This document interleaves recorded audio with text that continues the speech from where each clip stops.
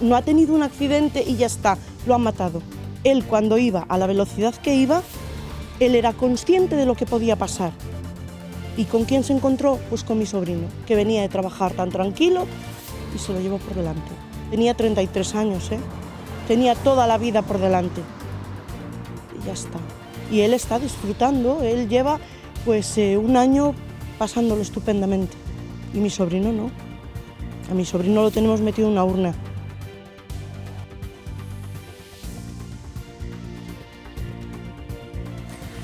Boas tardes, benvidos ao Galicia Noticias deste mércores 15 de xullo. Acaban de escoitar a tía de Brais Otero, o mozo do Rosal que morreu ao bater contra a súa moto un condutor temerario que invadiu o seu carril e logo fuxiu. Esta tarde faise un ano do suceso. En Lugo debates entre a vida e a morte un mozo que sufriu un accidente no polígono das Gántaras. Un desenlace fatal convertiríao na quinta vítima mortal das estradas galegas no que levamos de operación especial de verán da Dirección Xeral de Tráfico. Ademais, alo menos 25 persoas quedaron feridas de diversa consideración nesta primeira quincena do mes de xullo.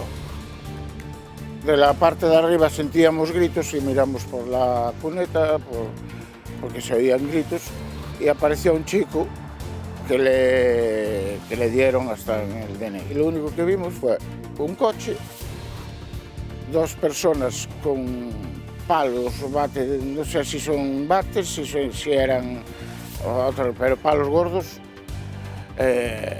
con sangre, y escaparon en el coche. Trasladan ao hospital unha parella tras ser supostamente agredida en Narón. Camillaban pola rúa cando varias persoas baixaron dun coche e os atacaron. Os propios agredidos aseguran que se trata dun axuste de contas por un asunto de drogas. A Policía Nacional abriu unha investigación. Estafaban hostaleiros co método do corte de luz ata que a Garda Civil desartellou a súa trama delictiva. As víctimas son 8 restaurantes, bares e cafeterías de Boiro, Muros, Santa Comba, Padrón, Noia e Muxía. Chamaban facéndose pasar pola compañía suministradora. Informaban dunha suposta débeda pendente e ameazaban con cortarlle a luz se non pagaban de inmediato. Elixían moi ben, por certo, a que hora chamara as víctimas. Estas chamadas eran realizadas en horas punta nos que os bares e restaurantes tiñan moito traballo. O persoal traballador destes negocios, ante a ameaza e a urxencia que metían os autores, nestes casos procedían a facer as transferencias bancarias. Durante anos foi un son característico da Porta Faxeira, unha das principais entradas á zona bella de Santiago. Escoiten. Porta Faxeira, pode pasar. Falamos desta voz, a do semáforo deste paso de peóns que indicaba o momento en que os viandantes podían cruzar. Dende o mes de abril xa non se escoita, pero hai quen considera que ese son xa era todo un símbolo na cidade e mesmo hai unha campaña para recuperalo. A Porta Faxeira, sí.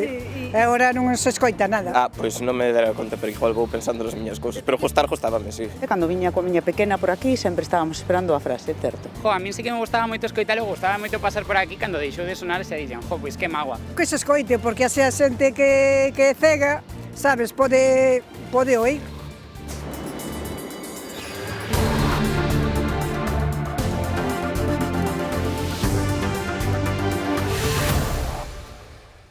Cando se cumpre un ano do accidente en que faleceu o mozo do Rosal, Brais Otero, a súa familia confían que pronto se faga xustiza. Ía en moto cando foi alcanzado por un vehículo que invadiu o carril contrario a máis velocidade da permitida, a moita máis. O condutor fuxiu e entregouse días despois, investigado por un presunto delicto de homicidio e con antecedentes, agarda o xuízo en liberdade, algo que non comprende a familia da vítima. Cúmprese un ano do tráxico accidente en que o mozo do Rosal perdeu a vida. Nun día como o de hoxe, a dor pola súa perda mesturase para os seus familiares coa necesidade de que se faga xustiza. Peor que el primer día, porque no lo asimilo. La esperanza nunca se pierde, pero es que yo la estoy perdiendo. Yo estoy dejando de confiar en la justicia, porque hay mucha gente en la cárcel que ha hecho mucho menos. Hoy especialmente se te remueve todo porque dices, hace un año, ¿quién me iba a decir que en unas horas me iba a pasar lo que me pasó? Tenía toda la vida por delante. Y ya está. A moto que conducía Brais atropelou un turismo. O seu conductor fuxiu sen prestarlle auxilio e entregouse días despois. Ingresou en prisión pero quedou en liberdade provisional tras o pago dunha fianza. Tiña antecedentes por outros delitos viais graves. Y él está disfrutando, él lleva pues un año pasándolo estupendamente. Vacaciones, navidades, familia, y mi sobrino no. Otros con menos delitos lo meten en la cárcel, no lo sacan. Que no lo entiendo como una juez ha podido ponerle 150.000 euros de fianza a un chico que es reincidente, que tiene 6 casos abiertos, 3 con sentencia firme, un atropello a un policía, que mate a mi hijo y que esté en la calle. A Garda Civil reconstruiu o accidente e a investigación xudicial demostrou que conducía superando os límites de velocidade permitidos. A instrución está aberta á espera do sinalamento dunha vista na que a familia agarda que se faga xustiza. Intentaron pidiésemos una cantidad para poder rebajarle la condena. La vida de mi hijo no tiene precio. No queremos dinero para rebajar la pena, como se ha pedido. No queremos que le den el pasaporte, queremos que lo metan en la cárcel, que es lo que tiene que hacer. Meterlo en la cárcel y pagar por lo que ha hecho, nada más. No nos lo van a devolver. O condutor investigado deberá responder no xuízo por homicidio por imprudencia, grave omisión do deber de socorro e por un delito contra a seguridade viaria. Un mozo debátese entre a vida e a morte no Hospital de Lugo tras sufrir un accidente de tráfico no polígono das Gándaras. O coche en que viaxaba colidiu de fronte contra outro vehículo ao incorporarse a unha das rúas desta zona industrial da cidade das Murallas. Tivo que ser rescatado do habitáculo polos bombeiros. Actualmente está inconsciente e en estado moi grave. A colisión foi moi violenta, malia que é unha zona limitada a circular a velocidade moi baixa. Compre facer unha chamada precaución ao volante, xa que xullo está sendo un mes negro nas estradas galegas. Nesta primeira quincena faleceron 4 persoas noutros tantos accidentes e alo menos 25 quedaron feridas de diversa consideración. A Dirección Xeral de Tráfico ten en marcha durante todo o verán, en especial nas fins de semana, unha campaña de control de alcohol e drogas. Aínda así, desde que comezou a operación saída de xullo, 4 persoas perderon a vida noutros tantos accidentes nas estradas galegas. O 2 de xullo falecía unha muller de 84 anos atropelada por un camión na estrada ao cruzar nun lugar non sinalizado. 4 días despois, un motorista de 54 anos perdeu a vida ao saírse da vía nunha redonda nas Pontes. Pero o día máis negro foi o pasado domingo. Na A6 en Lugo perdía a vida un home de 68 anos que viaxaba como acompañante nun vehículo que perdeu o control, saíu da vía e deu varios tombos. A condutora quedou ferida. Nesa mesma xornada, outras 14 persoas resultaron feridas de diversa consideración noutros 6 accidentes que se produciron en Ponteceso, Brión, Ames, Santa Comba, Coristanco e Vigo. A última vítima mortal foi un mozo de 26 anos que faleceu onte ao colidir o seu todoterreo cunha furgoneta camper no Bolo. Os 4 ocupantes deste vehículo quedaron feridos. Estoutras imaxes son dun accidente registrado este mediodía no concello ourensán de Baltar, en Tixós. Un camión que transportaba porcos emborcou perdendo a carga. Aínda que inicialmente se pensou que o condutor podía estar atrapado, este puido saír polos seus medios do vehículo. Iso sí, gran parte dos animais quedaron atrapados no interior. Iso obrigou a mobilizar un guindastre especial para garantir a seguridade dos animais e tamén a circulación. En Oleiros, un neno de 10 anos tivo que ser liberado polos servizos de emerxencias tras quedar atrapado nunhas rochas da praia onde estaba pasando a xornada, Reyes. Sí, contra as 6:30 da tarde o cativo estaba xogando canda uns amigos nesa zona desta praia de Naval, cando de súpeto meteu un pé entre dúas rochas e xa non era quen de sacalo. Nun primeiro momento foi auxiliado polos socorristas, pero ao ver que presentaba un edema de partes brandas que imposibilitaba a extracción da extremidade, alertaron os servizos de emerxencias de aquí de Oleiros. A eles, ao chegar ao lugar, non lles quedou outra que empregar un trade percutor para poder desgastar a pedra e liberar así o pequeno. A súa intervención durou alrededor duns 20 minutos e en todo este tempo destacan que o neno duns 10 anos de idade estivo completamente tranquilo. O que ia ser un día tranquilo de sol e praia converteuse nunha auténtica odisea para un neno de 10 anos de idade. Quedou atrapado entre unhas rochas desta praia oleirense de Naval tras introducir un pé nunha fenda e xa non puido liberarse polos seus propios medios. Está nunha zona na que está empezando a ver como un metriño de auga, pero bueno, non había perigo para a integridade do cativo. Nun primeiro momento, os socorristas da praia intentaron axudalo, pero non foron quen. Para poder liberalo sen lle causar lesións, era necesario un equipamento determinado, polo que alertaron o Servizo de Emerxencias de Oleiros. que fixemos nos cando chegamos foi apartar a todo o mundo para poder ter a escena controlada. Colaboraron os socorristas que estaban facendo como de trípode, por decirlo de alguna forma, do cativo para que non se movera. O pé tiña unha hinchazón importante que era a que impedía que ese pé salera de forma natural. Tras analizar as diferentes maniobras, decidimos coa axuda dun taladro percutor, ir facendo lascas na rocha hasta conseguir liberar o pé. Non foi un rescate complicado o tema do traballo que xenerou, pero sí que foi moi minucioso polo tema de non facerlle dano ao cativo. Un cativo que, malia a situación na que estaba, non perdeu a calma en ningún momento.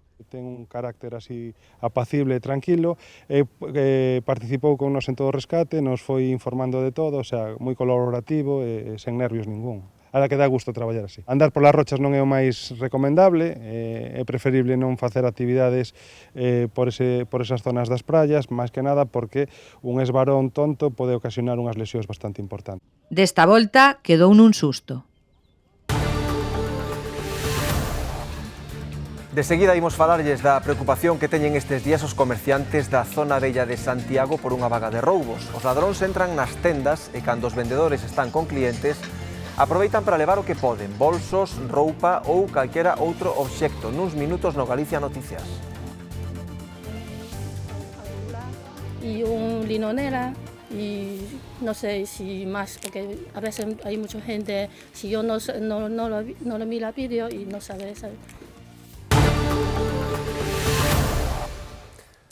A Garda Civil desarticulou unha banda que estaba estafando hostaleiros facéndose pasar polas compañías eléctricas. Chamábaos por teléfono dicíndolles que tiñan unhas facturas pendentes e que se non facían un ingreso inmediato lles cortarían a luz en cuestión de minutos.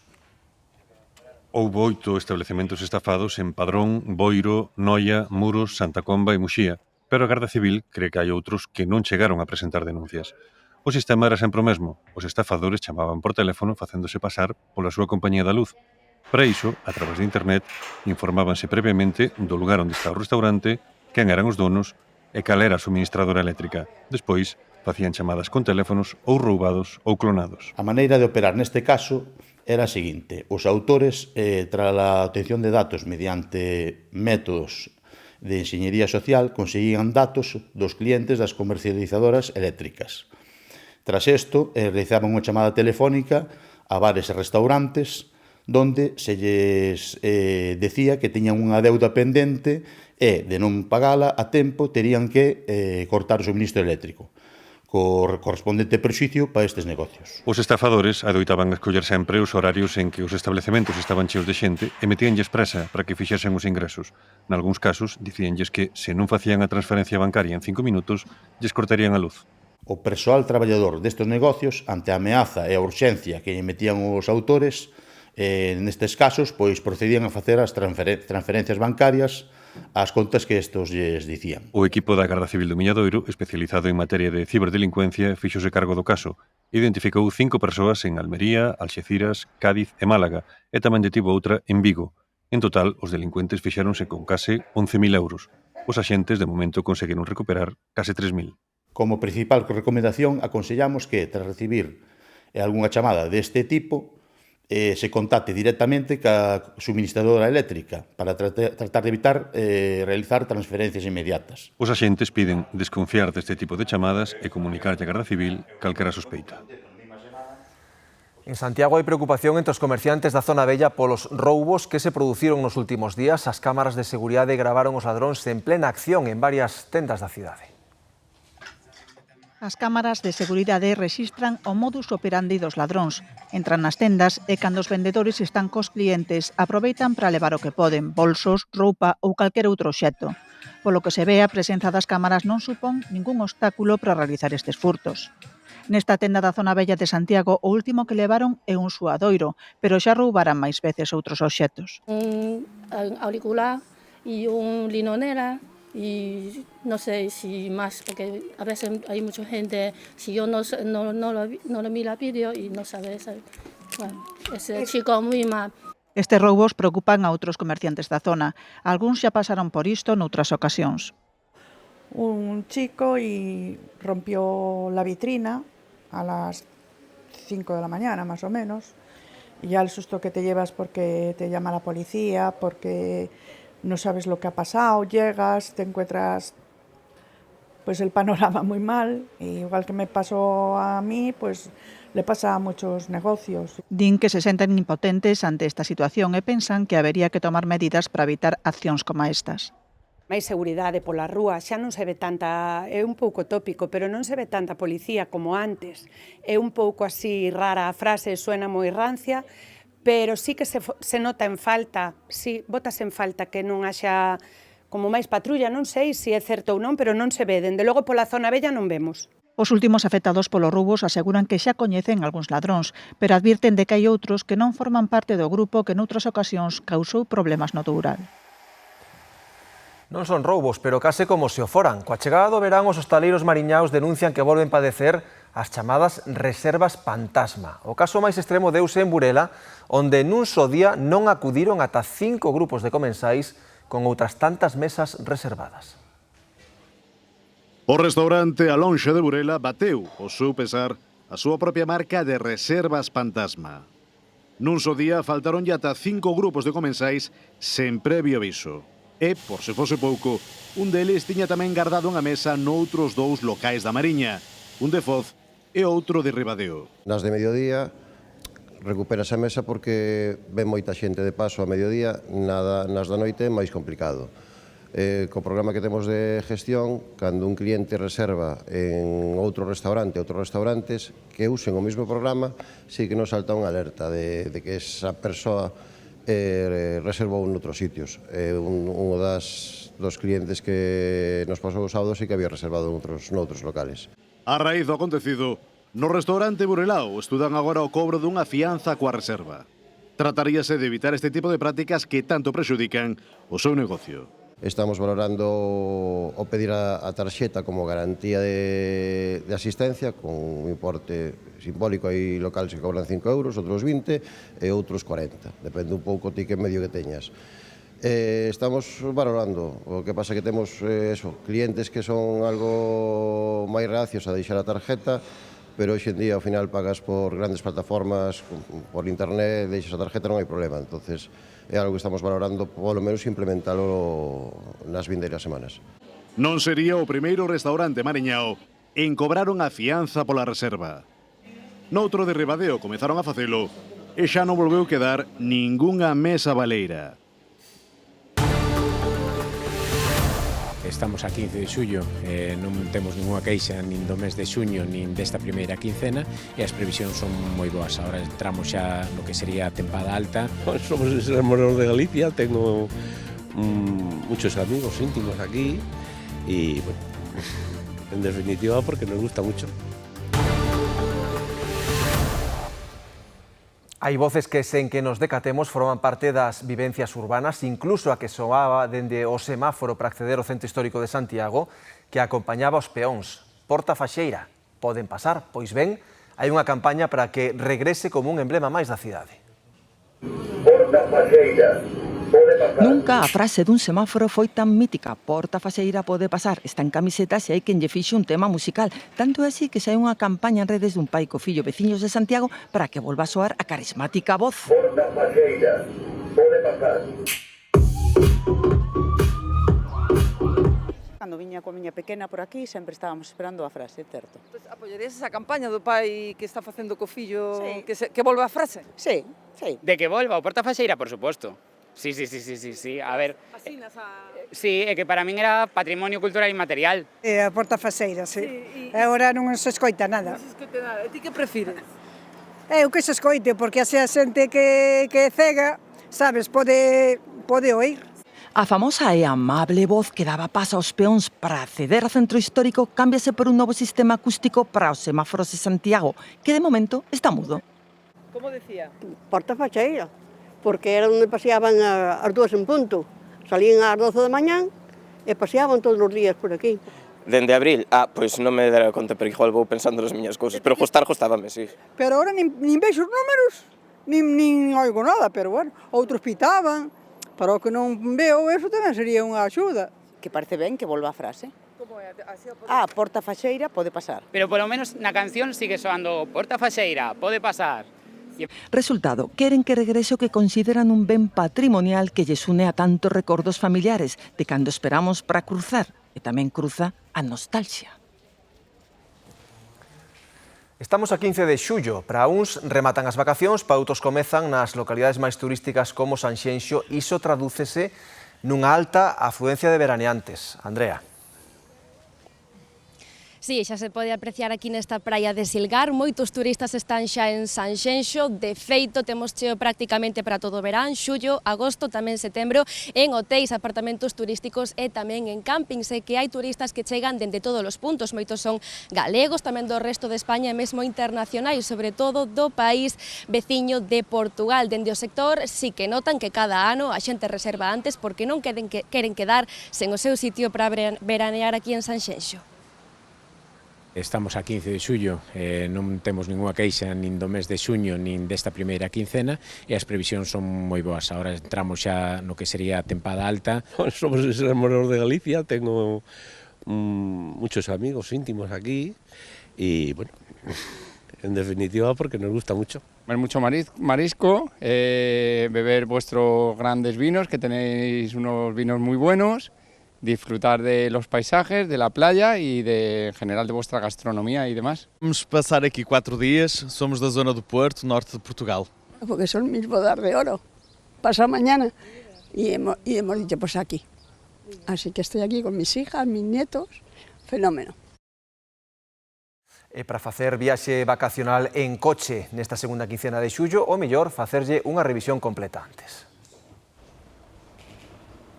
Empezan as vacacións e con elas os coches toman as estradas. Pero esta deberá ser a primeira parada antes de facer as maletas. Un taller no que revisar o coche.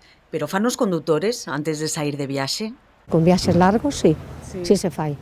Importantísimo para non encontrarse con sorpresas por aí, claro, evidentemente. Cando planeo para salir a algún lado, planeo moito antes de ter o coche ben para salir. Motor, rodas, todo, completo, para ter seguridade. É ben para todo, exactamente. Certo que son os máis os que din facelo cada ano, pero non todos. Se o funcionamento perfecto, pois non se fai ninguna revisión. Eu non o fago, pero bueno, sí que debería facerse, sí, para non quedar tirado por o camiño. Así que volvemos ao taller a tomar nota. Vamos a ver. Este coche, por exemplo, faltalle medio litro máis ou menos de aceite, está algo baixo. Sí que sirve para salir de viaxe, e estes coches modernos avísante tamén, cando baixa un poquinho máis, cando pueda rellena aceite. O aceite é importante, pero tamén o líquido de frenos, as rodas, o refrigerante, as correas, a auga para o limpaparabrisas, o aire acondicionado. A lista semella longa, pero non tanto en realidade. Unha revisión de apenas minutos pode ser clave na nosa seguridade.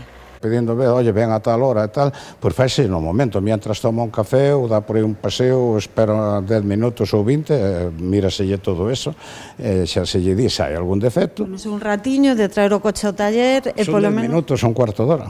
Eu normalmente o cliente que me ven mirar niveles, nin lle cobro, fagolle todo eso, mirámolo para que salgan tranquilos de viaxe. Lembran que, ademais de facelo pola nosa seguridade e a do resto dos condutores, no caso de ter un percance na estrada, perdemos parte das nosas vacacións agardando un guindastre. Apenas uns minutos de revisión nun taller poden mudalo todo. Imos xa con esa agresión brutal en Narón, unha parella supostamente por un axuste de contas, segundo eles mesmos confesaron, colleron o que non debían. Falamos coa primeira persoa que os auxiliou. Sabían por quen ían e tamén o que buscaban. Decían que habían sustraído lo que no debían. Entendemos que drogas. El chico después con los nervios lo único que decía es estoy jorobado. Veo unha persona por aí para arriba e aí, donde hai esa señal máis ou menos, colleu algo na acera e foi para baixo outra vez. Os agresores chegaron en coche e engancharon as súas vítimas en bo sitio, nunha estrada das aforas de Narón que polo día leva tráfico, pero de noite, máis con España xogando pase a final do Mundial, non deixa marxe para miradas incómodas. Decatáronse os veciños máis próximos e grazas. Y lo primero que vimos fue una chica sentada en la acera sangrando. De la parte de arriba sentíamos gritos y apareció un chico que le dieron hasta en el DNI. 2 personas con palos, bates, no sé si son bates, si eran otros, pero palos gordos, con sangre, y escaparon en el coche. Foi impresionante. Foi unha malleira brutal. De feito, na parede quedan restos de sangue, malia que limparon todo o que puideron pola mañá, porque seguen impactados. El chico tenía golpes por todo el cuerpo muy fuertes, y la chica sobre todo en la cabeza y un ojo. Y fue algo malo de ver, porque había muchísima sangre. Muy bestia, muy bestia, muy bestia. Nos pegaron, nos dieron un palizón, era lo único que decían, estaban muy alterados. Malia que coñecían os seus agresores, inicialmente non quixeron identificalos, intúese o porqué, pero agora pola mañá si puxeron denuncia. O aire acondicionado faise necesario nos días de máis calor, pero non hai que esquecer que pode pasar factura á nosa saúde. O seu uso prolongado reseca e enfría o aire que respiramos, o que irrita os bronquios e pode agravar os síntomas en persoas asmáticas. Ademais, un mantemento deficiente favorece a acumulación de bacterias e fungos que poden provocar infeccións e inflamacións pulmonares. Chega calor e dispárase o uso de aire acondicionado en negocios e fogares. Casualmente acabo de poñelo. Non tiñamos cultura deso, pero a situación... Teño un piso pequeno que lle dá o sol todo o día e totalmente necesario ahora. Bien, hay gente que no le gusta porque ha pasado por experiencias malas de tortícolis y torceduras y todas esas historias, entonces pues yo creo que... Pero es bueno, mujer, es bueno. Bueno, el ventilador no vale para nada, yo te lo digo. De feito, moitos recoñecen que xa non conciben o verán sen o aire acondicionado, pero o contraste de temperaturas acaba por deixarse notar. A mí en la garganta muchísimo, pero es que lo noto de un día para otro ya. E claro, aínda é peor cando as temperaturas son extremas. En moitos casos semella que o aire acondicionado non ten descanso. Cando fai 37 grados, a plena ás 5 da tarde, pois se pasa moi mal, entonces hai que tirar de aire acondicionado, vamos, e sálvese quen poda. Se está moi fría a casa, eso, podes coller un catarro en verano moi fácil. E non só iso, a tos e a sequedade, ademais de problemas musculoesqueléticos, tamén son mal de moitos. Se me secan mucho las vías respiratorias, es como que es un aire muy seco y pues a mí particularmente me hace toser. Pero ademais desas molestias que todos recoñecemos, os facultativos apuntan algo máis. Tamén é importante pensar que cando existe un mantenimiento deficiente destos sistemas, nestos filtros pódense acumular microorganismos que poden ser bacterias, que poden causar algún tipo de infección respiratoria, incluso algunha neumonía, ou tamén poden acumularse hongos, e estos hongos sí que poden causar como reaccións inflamatorias do pulmón. Os expertos recomendan non baixar demais a temperatura e manter o día a limpeza dos filtros para que ese alivio non acabe en se converter nun problema para a nosa saúde. Gozar de praia nun día solleiro de verán semella unha experiencia relaxante, pero que pode enturbar unha xornada así? Pois preguntámosles aos galegos que condutas os incomodan nos areais e ollo porque a máis molesta pode sorprendelos. Cando un pensa en condutas e actividades que poden resultar molestas na praia, veñen á cabeza as máis comúns. Traen os aparatos eses, eu quero dormir aí veces e non podo. Eses ruidos me molestan. El tabaco e la música alta. Non quero nadie que fuma ao meu lado, eso sí que non. E a xente que fuma tamén, porque a veces están aí, tiran las colillas. Eu vou andar moito cando está a mare baixa, me dan cada balonazo e teño que fastidiar. Pero máis alá do fume, do ruido e dos balóns, semella que o que máis incomoda aos bañistas non depende do resto de veraneantes, senón doutra especie. As gaviotas, que roban todo. E a vostede que o que máis lle molesta? As gaviotas. As gaviotas esas, os pásaros esses sí que me molestan, do resto nada. Claro que tamén hai quen lle cambiaría a tochan a praia. Area. Si fuera césped, estaria bueníssima. A música muito alta incomoda e as gaivotas, muitas gaivotas também incomoda bastante. Sim. E muita areia, mas faz parte da praia, não é? E como non, unha gran maioría que goza da praia sen atoparlle problemas e sacando o mellor da compañía. Se a música bailamos. Sí. Eu a xente eso non me molesta nada, que canta máis millor e que vense a pasalo ben. Non é como a vos que vindes traballar. Non me molesta nada, verdad? Non. Estamos moi ben. Nada. Gústame todo. Con todo, semella que na maioría das praias galegas o respecto impera e evita grandes conflitos. Marchamos, que xa está aquí Marta de Arriba co Telexornal. Moitas grazas por estaren aí un día máis e que pasen unha moi feliz tarde.